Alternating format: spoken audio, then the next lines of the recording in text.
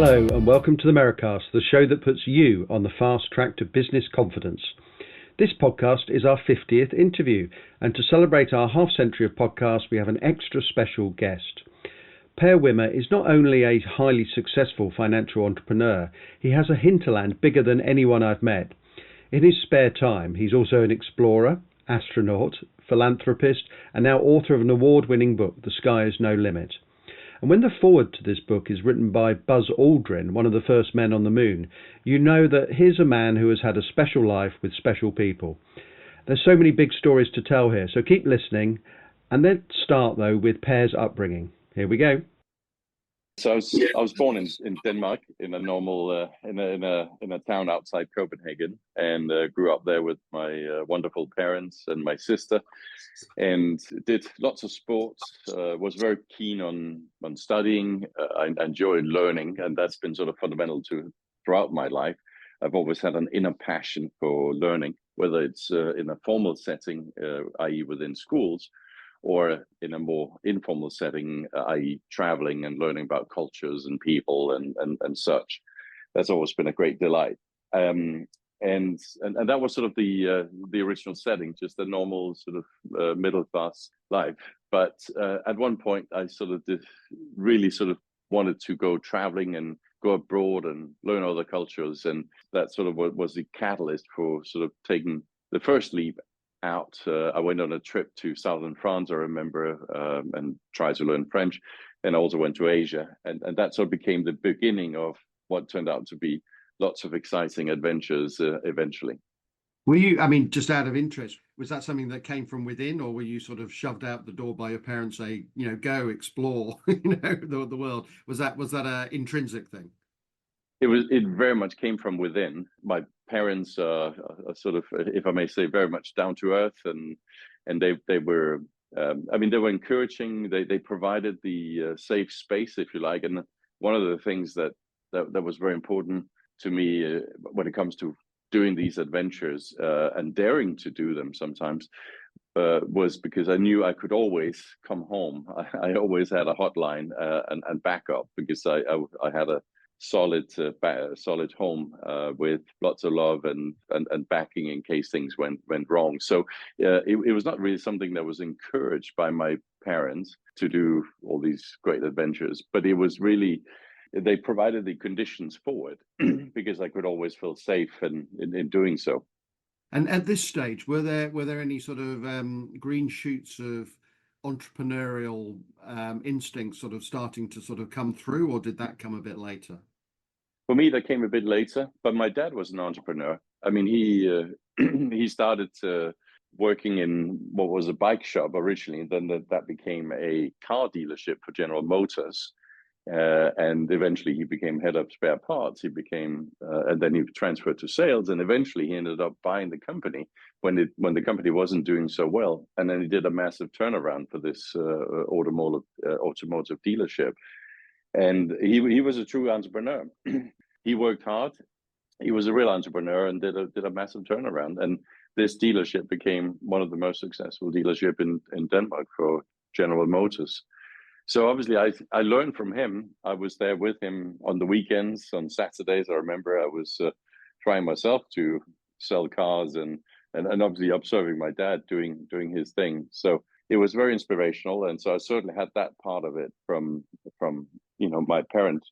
But it was only later, once I've gone through my own sort of institutional education, i.e. both universities, and also later I spent time at Goldman Sachs, both in New York on Wall Street, and then later in London, where I ran their Scandinavian equities business. It was only after that and a couple of other stops that I suddenly decided, you know what, now I know how to do it. You had a great schooling, if you like, in the sense of life schooling, in terms of you went to somewhere like Goldman Sachs and you attended Harvard University for 2 years. I mean, what is it that you kind of learned from working for those sorts of organizations? Yeah, I worked for both Goldman Sachs, which is arguably one of the best and most well-known investment banks in the world, and also worked for McKinsey for a period, which arguably is one of the best management consultancy in the world. So what do you learn from those institutions? I mean, there's a lot going on there in terms of drive, in terms of contacts, in terms of how to do business on a big scale. I mean, these are global giants within their fields. And they're sort of, it's like playing, if I can do a football analogy, it's like playing in the Premier League. It's playing for Manchester United, Chelsea, Liverpool, Arsenal, or such. It's really playing in the first division or the Premier League. And obviously, when you're doing that, I mean, you're taught how to do the work, how to behave, how to interact, how to operate, and you see really the inner workings of the machine of the world of international finance. So, absolutely fantastic personal experience and great learning experience, and really something I treasured, let alone all the contacts that I ended up getting from there, which later in life should turn out to be quite useful, particularly when I set up my own merchant bank. Okay, you've taken us beautifully onto that. Why don't you tell us about that phase where you were starting to set up things yourself? Because it's one thing to work for these prestigious organizations and go to these educational institutions and so on, but then when you're setting up yourself, I mean, that can be a pretty scary thing for some people. I mean, how did you take to that, when you were, you had a business that you were starting to grow that had your name on it, literally, and but it's you, and it's down to you now as to what you do. How did that feel at that moment? How did you adjust? You're absolutely right. It's one thing having a big brand name on your back and doing business that way, and you don't know whether it's because of you or because of that big brand name, but certainly that brand name would open doors, and that's whether it's Goldman Sachs or McKinsey or indeed Harvard for that matter. But it's another thing when you put your own name on the back, and that is it. So it was a bit daunting, but it had come to a point where the last sort of real job I had was with the Man Group, which is a big hedge fund. At that time, they had 65 billion assets under management. They had various trading businesses, etc. And they were quite entrepreneurial in the way they were operating, even though it's a listed company here on the London Stock Exchange. So it was probably as entrepreneurial as it can get as an employee. They gave me a lot of latitude and freedom to do whatever I needed to generate the business. However, there would always be some points where I'll hit the ceiling, or there would be restrictions or certain things I couldn't do and should do, and all these sort of things. And then also in parallel, all my space activities and everything related to that, training, media interaction, all sorts of things suddenly started to take up a lot of room.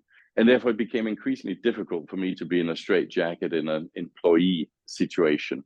So the timing was definitely right for me to dare to soar and try to become a real entrepreneur. And there also comes a point in one's life where you got to stop talking about it. I mean, if you're not an entrepreneur, you either stop talking about it or you do it. And I think that's a good lesson for a lot of people who have ambitions and they want to do it. And then there's also sometimes hundreds of excuses of why not to do it just yet, but we'll do it in the future.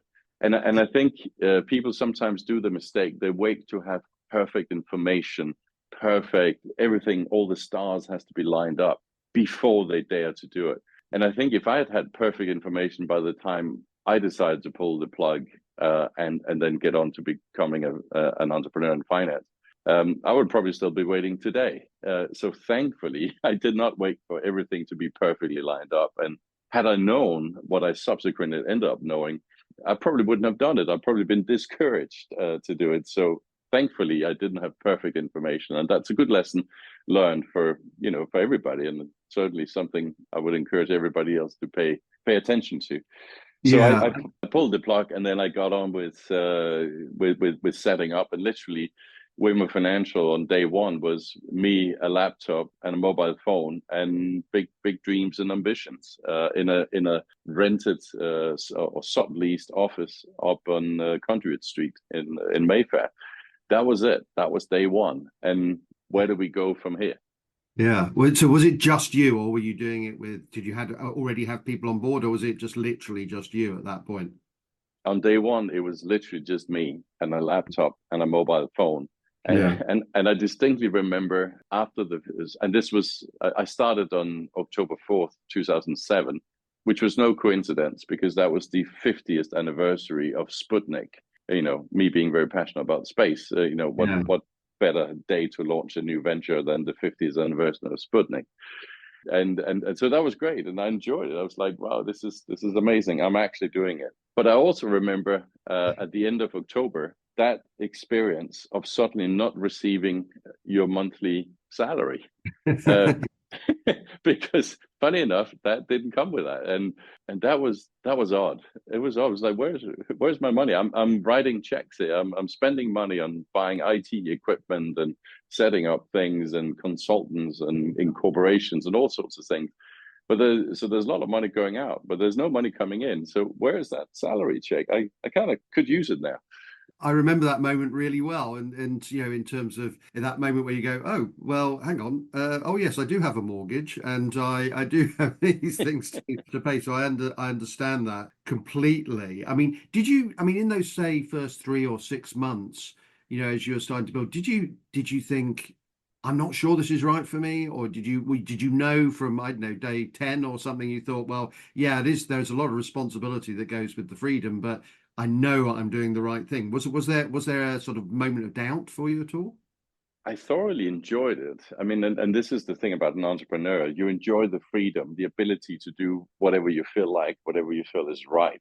So that part I enjoyed from day one. However, don't forget, 2007, I don't know if you recall it, there was this thing brewing pretty heavily called the global financial crisis, which eventually culminated in September 2008, where Lehman Brothers, one of the big giants of finance, of global finance, went bust on the Monday, and that was a shock to the system. It was a seismic shift in the world of global finance. And also on that same day, you had Merrill Lynch, another giant that had to be bailed out and bought by Bank of America that same day. I mean, you couldn't make it up. It was incredible. And the next day, the Tuesday, AIG, biggest insurance company in America, got bailed out by the US government by $75 billion. And if they hadn't done that, that would have gone belly up as well. So you had literally every day that week, you had a seismic shift within the world of finance. And here I am with my new company, less than 12 months old, and the whole world around me in the global finance is shifting. And everybody obviously is really scared, and because this was such a massive shock. And at that point, my company was in the business. It only had one product effectively, and that was equity shares placements for junior mining companies out of Australia and out of Canada. So it's a transactional business, and obviously transactions stop when people get nervous, and this was such a big shift. So I got nervous, very nervous at that point, because I knew that there was going to be very little transactions, very little activity, because investors would be very scared, and rightly so, in the context of the global financial crisis. And all of this is happening within 12 months of me starting my company. And lo and behold, of course, everything dried up. So now we have to rely on savings and balance sheet and counting the days. So that was scary. That was honestly very scary. I mean, you couldn't make it up. That I started literally going into one of the biggest financial global crises that we have seen in recent times. But that was the reality. It was scary. And I do remember it very well, by the way. It had ripples, not just in the financial community, but well beyond in everything. I was working in a business at the time where we had a number of PR clients who suddenly then had to cut back on what they were doing. So it had a knock-on effect well beyond, the world of finance. So it's a sort of what happened next kind of conversation then, really, isn't there? Because in that moment you either sort of adapt or you fold up, or what actually happened next then, in terms of what did you then do? And did you find sort of like a level of resourcefulness in yourself, that perhaps you didn't know was there? Well, it gets even more exciting than that, because as life would happen, me being an entrepreneur and all that, but I'm also a keen adventurer. And as chance would happen, I had during that exact time, same time, so during those previous 6 months, I've been preparing to carry out my to date biggest adventure of my lifetime. I had big plans and ambitions of doing a skydive over Mount Everest, which sounds crazy. But it was, I looked into Mount Everest because my space trip was getting delayed. So it's like, oh, what else to do? Well, let's look at the highest point on Earth. And I looked into climbing it, but decided against it because it's too dangerous and everybody else is doing it, or a lot of people are doing it. So we came up with the idea of taking Everest top down instead of taking it bottom up. So thinking out of the box, which by the way is my value number one, is sort of think out of the box or be open for new ideas. And that's precisely what we did with Everest. And as chance would happen, all of those activities culminated literally that week when Lehman went under and Bank of America bought Merrill Lynch. That happened on the Monday. Tuesday was AIG, and the whole week went on. And I was due to fly to Nepal on the Saturday. Literally that Saturday, I was due to fly to Nepal to do to do a crazy adventure never done before, to skydive Mount Everest. Yeah. And obviously, in the early part of that week, I was thinking, hold on, no, I better cancel that great adventure because the world is falling apart here. I better stay home and manage the shop because it was just insane what was happening in the world of global finance and the global economy. As a result, we could see that the stock prices were coming down like there was no tomorrow, etc. So, but as the week went on, I then started thinking, hold on, actually, there might actually be opportunity in this. This might actually be the best time to do a skydive over Mount Everest because there's going to be absolutely nothing going on in the office. There'll be no transaction happening. Investors going to sit on the fence for a while. So this might actually be a perfect time to do a new fantastic adventure. So as the week sort of came on, I decided, you know what, let's head down to Nepal. And that's what we did on that Saturday. What a great story. Because I mean, you some people probably felt like throwing themselves off things, because of the financial crisis, and you actually literally did throw yourself. I did literally. It's crazy. And I remember on that note, I remember when we had successfully done the world's first Everest skydive, and big champagne moment, obviously, when we landed back down. But I remember landing back in London Gatwick's airport, and I picked up the first newspaper because I thought, okay, now I've done this thing. Now I'm sort of hungry and ready to go back into business because now my adventure is take the boxes ticked. Let's go and do some business. And I picked up the first newspaper there, and it said, and I remember this distinctly, FTSE, so the London stock index, in free fall. So it was, having done the free fall from 9,000 meters or 30,000 feet in free fall, I came home and picked up the first newspaper, and the stock market was still in free fall. So, oh no, what are we going to do here? Yes, we've done the adventure, but now it's back to reality and back to business. And it doesn't look like business has picked up anything since I left. So what to do? Question mark.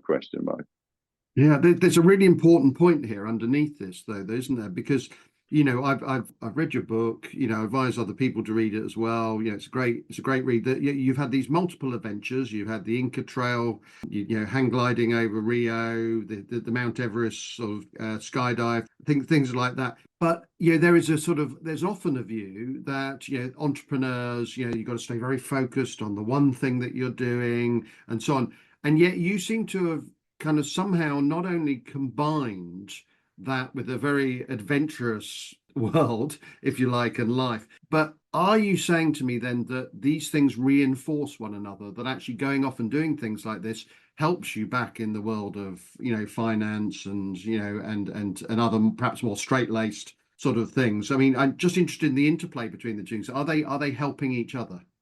It's a very good question. And the answer is yes and no. On one hand, you could argue that in the short term, it's a distraction. As an entrepreneur, you should be focused on whatever is your business and do that and just do that and build it up and speak to your clients and build up products or whatever it is. So on one hand, it's a distraction in the short term.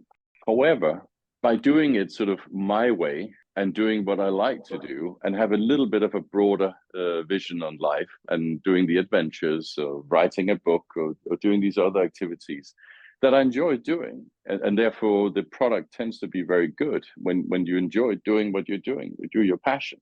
It does have, and this was not by design, but in reality, it does have quite a bit of positive impact within on the business side. So, for instance, when I have finance meetings or etc., and people realize that, oh my God, Per is going to space, he's going to become an astronaut and stuff. I mean, I've literally had meetings with very serious professional investors and people who have asked me for selfies and asked me for autographs and want the, obviously want the book signed and everything else. So there's an immediate sort of attraction, interest, and I guess also indirectly branding that has sort of come with that, not by design at all, but by accident and because I'm doing what I'm doing. And therefore, the perception is I'm an interesting person. We'd love to meet and talk about space and adventures and all these sorts of other things. And yes, we'll talk business as well. And so it does help. It does provide a bit of glue, or because ultimately, whether you do business or even sometimes some boring business or look at numbers, it's driven by humans. It's human interaction, and people want to hang out with interesting people, not with boring people. So it has helped over the years, and certainly within the world of finance here in London. I'm sort of the astronaut financier, and if people don't know me sort of so well, they'll be like, oh, the astronaut guy. Oh yeah, of course, yeah, he's a nice guy. Yeah, you should call him. So it has that kind of positive spillover, even though at first it might look a little bit like a distraction or something else, but it does make you interesting. And also, when you don't have the sort of Goldman Sachs brand on your back, well, you got the Wimmer. I've got the Wimmer brand on my back, and that stands for something. I mean, it stands for our values, our ethics, our thinking out the box, our following our passion, our way of working in teams and treating teammates like everybody is equal and things like that. So there's a strong cultural element of this, which is also reflective of how we do the adventures, and that helps enormously and has helped. And I think in that sense, I've kind of found my own little my way, like Frank Sinatra is saying, or my own little DNA, again, more by accident than by design. And I've sort of crystallized the whole thing into 7 fundamental values, which very briefly are: number 1, think out of the box, always be open for new ideas, new inspiration. Number 2, follow your heart, follow your passion, be authentic, and have fun doing what you're doing. And number 3, when you've figured out what you want to do, focus on it and execute. Because there's a big difference between the people who just talk about it and people who actually do it. And number 4, time discipline. Manage your time. Make sure your priorities stack up to or your time allocation stack up to what your priorities are. And number 5, teamwork. 1 + 1 + 1 = 5, because synergies are indeed created within teams. I certainly know that within space, because not one single person can do everything. We need people with access to the training bases. We need astronauts. We need money, financing. We need engineers, we need doctors, we need all sorts of things, and not one single person can do the whole thing. And number 6, risk reward. And this is something I've stolen from finance. When you look at an adventure or indeed anything in life, what is the worst that can happen? What's the risk? And is it justified by the upside from doing it, whether it's flying to space or jumping Everest or doing something else? And then number 7, and the most important value of all of them, and that is always make sure to inspire others, make sure to give back. And this is where the charitable aspects come in. And we often, when we do these adventures, team up with various charities and try to be doing the right thing. So, for instance, when I jumped Everest, we helped some orphanages in Nepal. We raised money for them. We funded them for 5 years of their budget. And we therefore allowed those kids to live out their dreams as we were living out our dreams. Okay, and I think yeah, and I went quiet whilst you were saying those seven things. Number one, because I wanted you to, sort of have the chance and platform to sort of outline those. But I was also writing them down as you were saying, because I think they're a very good sort of set. Is there one? I know this is the impossible question. You've got seven sort of values there. If you had to pick one that was maybe driving the others, or which you held dearest to yourself. Is there one that you could pick out? Yes, so all the seven values are on wimmerspace.com up in the corner, so you don't have to write them down. They all very clearly written there, so they're all there for you. But yes, there is one, and that's number seven. That's the last one. It is the one about inspiring others, doing the right thing, and giving back. It's something that I've always done throughout my entire life, both quietly and also publicly, done charitable efforts. And it's something that honestly is a great pleasure to do. It's an obligation, in my opinion, but it's also a great pleasure. And when you do help others, it just feels amazing. And you're helping not just them, you're also helping yourself. And yeah, I've done it throughout. We've done a lot of work with children's charities. We ran a school program some time ago in East London. Done various. We did a documentary about homelessness in Wales. I was sort of pretending to be undercover and being homeless in Wales as part of a National Geographic documentary we did. So all these sort of things also puts me out of my comfort zone and allows me to meet and greet other people that I otherwise normally wouldn't do. And at the same time, you're really making a huge impact in these people's life by sometimes financially helping, but it's beyond that. It's also, you can also do lots of other things that doesn't involve money, where you can actually make a difference. It's just a matter of being conscious about it. So yeah, value It, number seven is definitely the most important.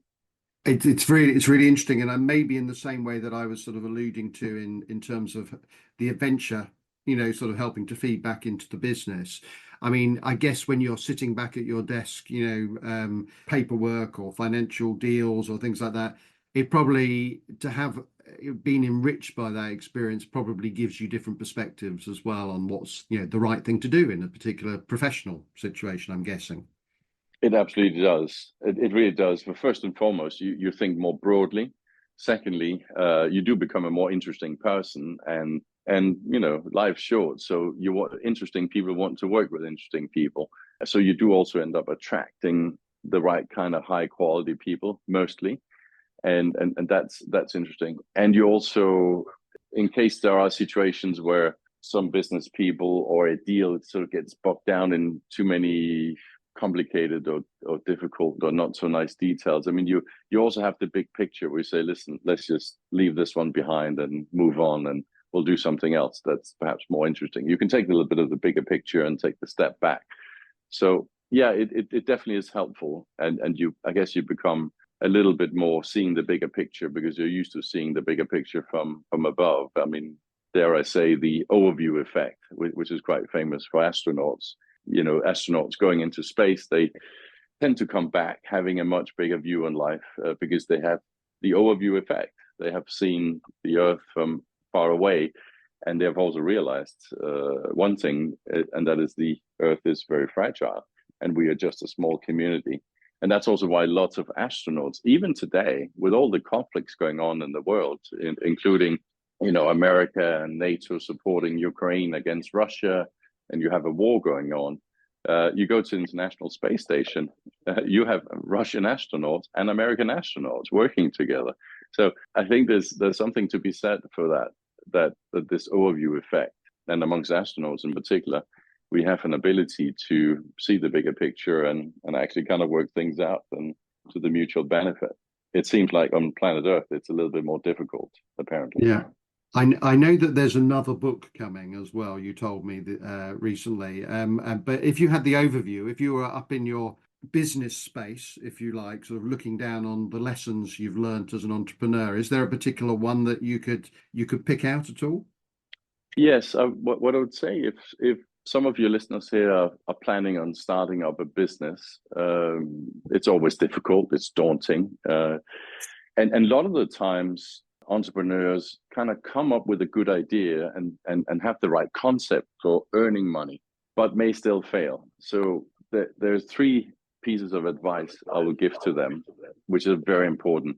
Number one, keep your costs low.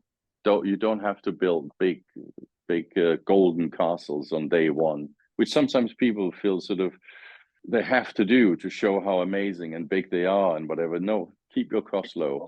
That's absolutely critical, and that's number one. Number two, get early clients in, lock in revenues one way or another, as opposed to therefore having to necessarily raise a lot of money, which sometimes can be difficult when the funding market is drying up. So much better to get revenues in than raising equity, because the early money equity you raise are very dilutive to your business, and therefore you do give up a bit of control, which as an entrepreneur is not what you want to do.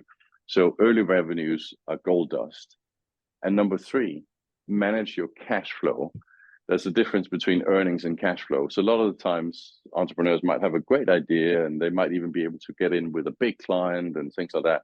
Problem is they might be delay in their decisions. They might like the product or whatever you're selling, but they might just delay their decisions. And therefore the idea is validated, but there's no cash flow, or they might even have very delayed payment terms or so. And that cash flow management is really critical. And you gotta, as an entrepreneur, be able to have enough buffer or visibility on how to manage it, because otherwise you might be out of business completely if you don't manage your cash flow, even though you had a brilliant idea that would be likely to make lots of money in the long run. But in the short run, you might be taken out if you don't manage your cash flow. So those are my three best pieces of advice for aspiring entrepreneurs getting on the road to their business. I just can't think of a better guest to mark our 50th episode. What a story and what a life. I mean, quite apart from the spectacular stories, note in particular Per's 3 lessons for those starting and scaling up a business. They're gold dust. Number 1, keep your costs low. No need for golden castles on day one, says Per. Number 2, get those crucial early clients in and raise revenue even when raising equity feels seductive. And number 3, manage that cash flow. Even if your business idea is sound, you still have to pay the bills. So thank you to Per for being such a great guest, and thank you all for tuning in. If you enjoyed today's episode, we'd love for you to subscribe, rate and review through your usual podcast provider. And if you want to find more about the Merri-Cast or our business, Merri Media, you can find us on LinkedIn. Don't forget to join us for our next episode, but until then, thanks for listening.